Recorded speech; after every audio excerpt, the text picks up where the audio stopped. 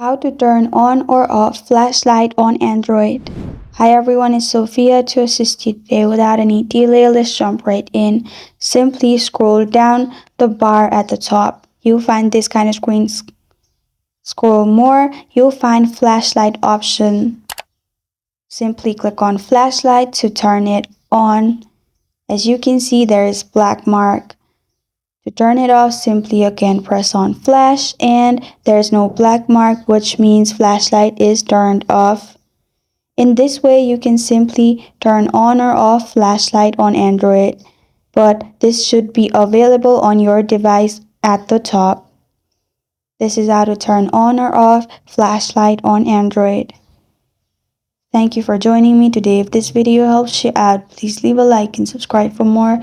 Got a question or want to suggest a topic? Comment below. I am Sophia signing off. Until next time, thank you for watching.